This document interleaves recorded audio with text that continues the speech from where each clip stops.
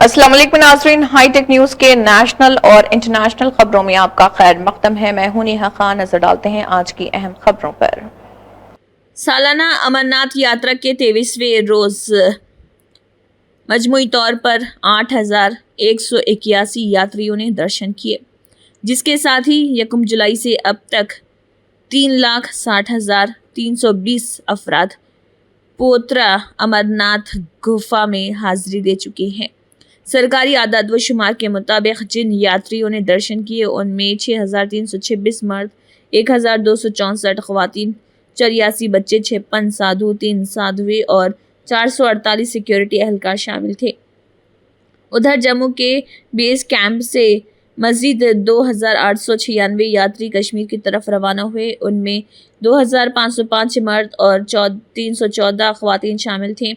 यात्रियों के ये काफिले 2 अलग रास्तों से रवाना हुए। पहला ग्रुप, जिसमें 790 यात्री 42 गाड़ियों में सवार थे, बालतल जिले गांदरबल के रास्ते रवाना हुए, जबकि दूसरा ग्रुप 2,106 यात्रियों पर मुश्तमिल था, जो 75 गाड़ियों के जरिए पहलगाम जिले अनंतनाग के रिवायती रास्ते पर रवाना हुए। अगरचे इस वक्त वादी में मौसम साजगार है और तमाम तर इंतजामात बहाल हैं, लेकिन गुज़िश्ता कुछ दिनों से यात्रियों की यौमिया तादाद में वाज़ेह कमी देखी जा रही।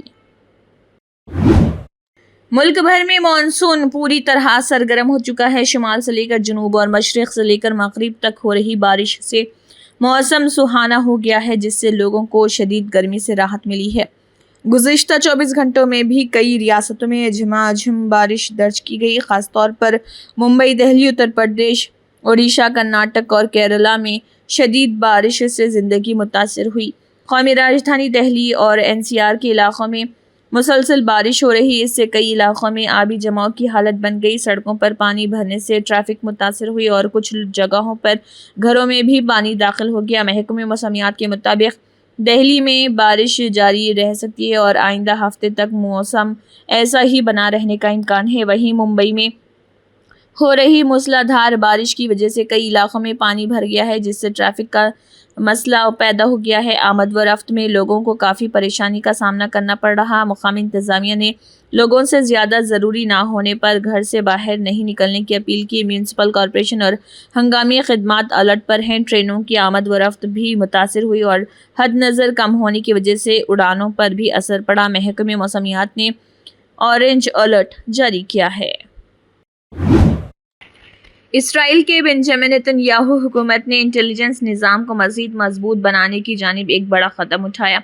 इसराइल डिफेंस फोर्स के तहत इंटेलिजेंस एजेंसी एमान ने तमाम इंटेलिजेंस अफसरान और फौजियों के लिए अरबी ज़ुबान सीखना और इस्लाम का मुताला करना लाजमी करार दिया।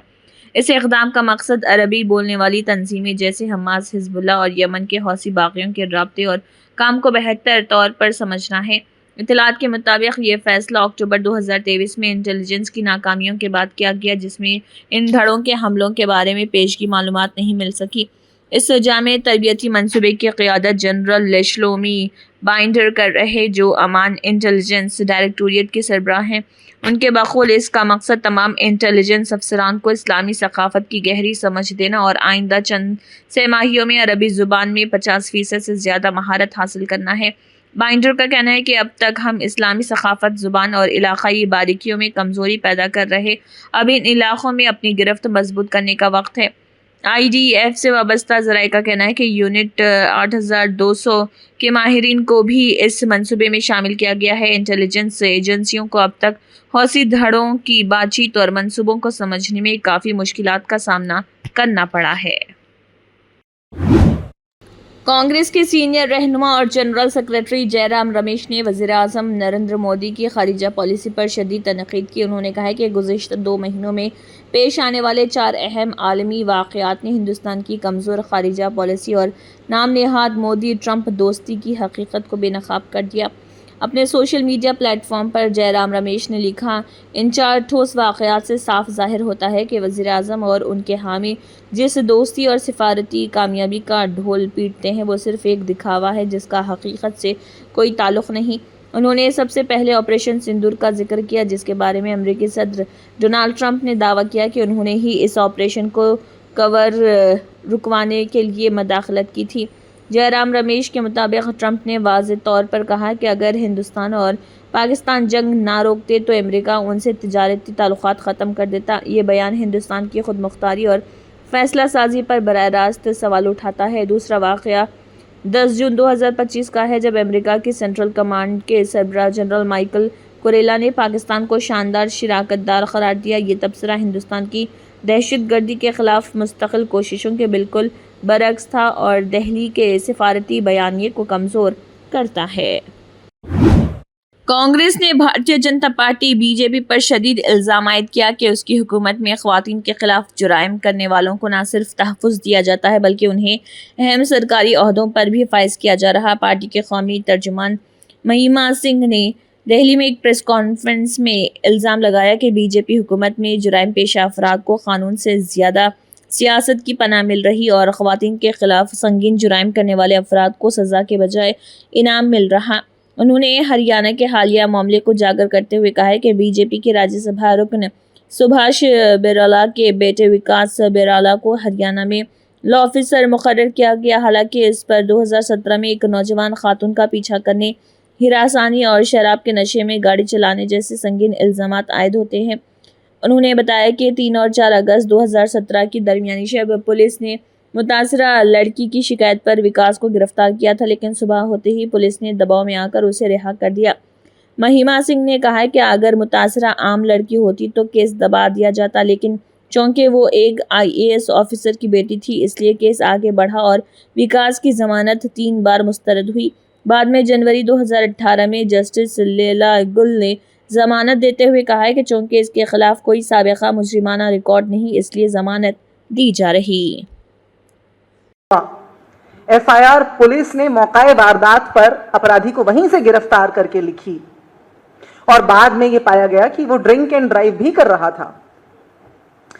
तो ऐसे में ये देखा जाना चाहिए कि सर्वोच्च न्यायालय ने बार बार एक मामले में नहीं, एक के बाद एक कई मामलों में मॉरल टर्पिट्यूड को परिभाषित किया है और ये बताया है कि जो वकालत है वो एक बहुत ही नोबल प्रोफेशन है, वो एक बहुत ही नेक पेशा है और ऐसे पेशे में, ऐसे प्रोफेशन में ऐसे किसी व्यक्ति की कोई जगह नहीं है जिसके नैतिकता पर सवाल उठाया जा सकता हो।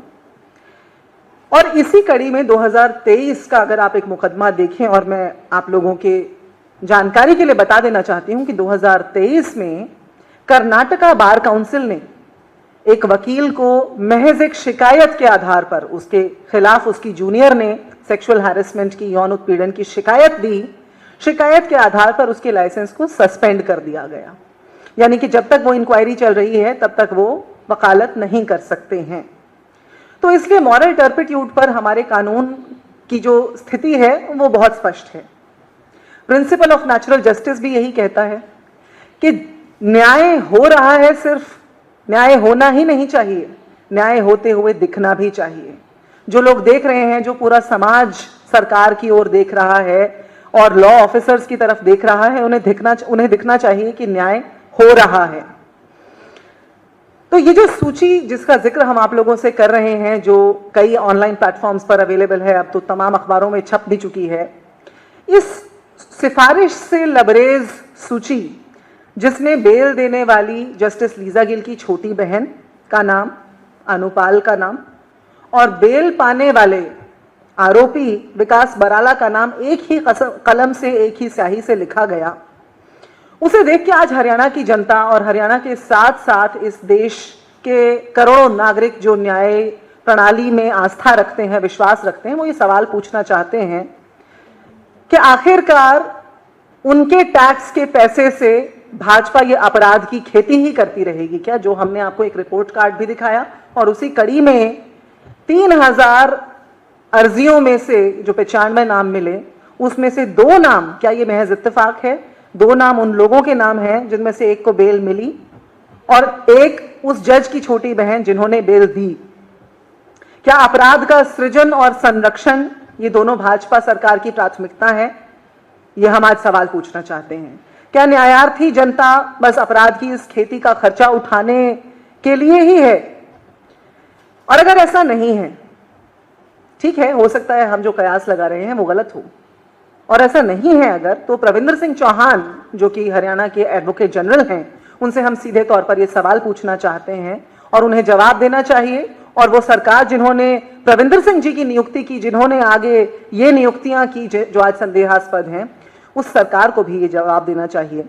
पहला, कि एक से काबिल वकीलों को छोड़ के एक आरोपी की नियुक्ति, वो भी हमारी बहन बेटियों को न्याय दिलवाने के लिए, एक लॉ ऑफिसर के तौर पर न्याय की लड़ाई लड़ने के लिए एक आरोपी की नियुक्ति किस बिनाह पर की गई, ये पहला सवाल। 3000 अर्जियां थी, उनमें से 95 नियुक्त हुए, तो जो हजारों जो रिजेक्ट कर दिए गए, उन्हें किस आधार पर रिजेक्ट कर दिया गया था, उनमें क्या कमी थी? किस आधार पर विकास बराला और अनुपाल का चयन करने के लिए इन वकीलों की अनदेखी हुई? और तीसरा बड़ा अहम सवाल, क्या ऐसी ही सिफारिशी, जो आपने रिपोर्ट कार्ड देखा, इसमें आपने देखा राम रहीम 16 बार पैरोल पर बाहर आए, और कब बाहर आए? चुनावों से ठीक पहले, और बाहर आकर अपने डेरे में लंबे चौड़े सत्संग करते हुए पाए गए। तो क्या ऐसी नियुक्तियों, ऐसी लचर नियुक्तियों की वजह से ही, ऐसी सिफारिशी नियुक्तियों की वजह से ही क्या सरकार न्याय का पक्ष ले पाने में असक्षम है?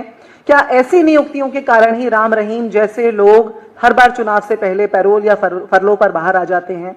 क्या ऐसी ही नियुक्तियों के कारण बृजभूषण शरण सिंह जैसे लोगों का संरक्षण होता रहता है?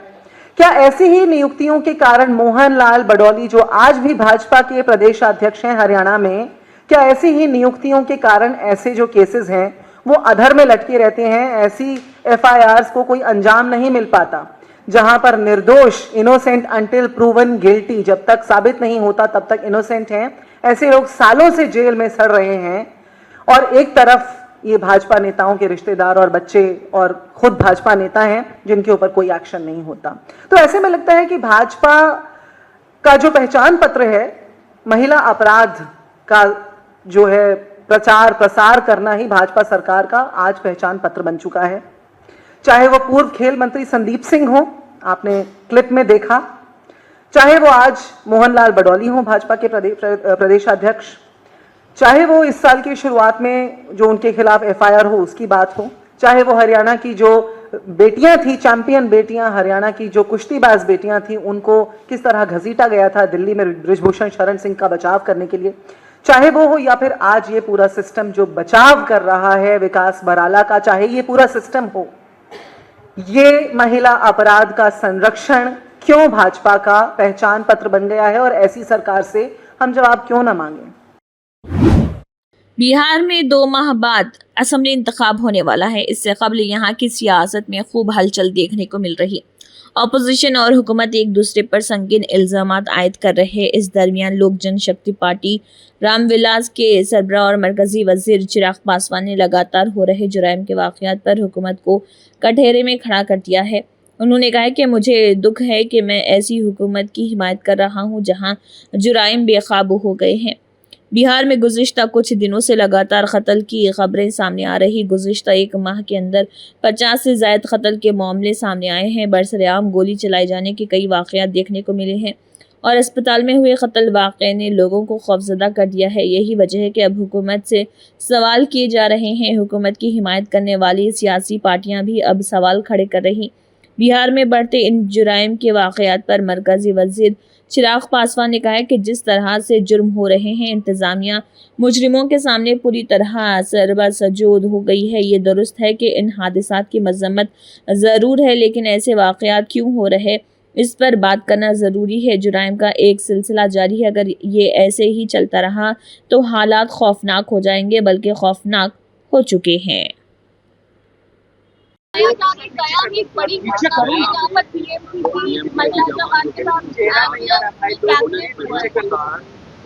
आरोपी को गिरफ्तार भी कर लिया गया है।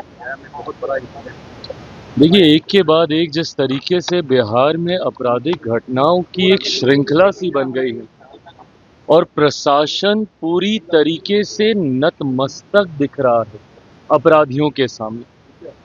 ये बात सही है कि जो ये घटना घटी है, ये जितनी निंदनीय है, जितनी शर्मनाक है, कार्रवाई भी हुई है, गिरफ्तारी भी हुई है, पर पहली बात, ऐसी घटनाएं घट क्यों रही हैं?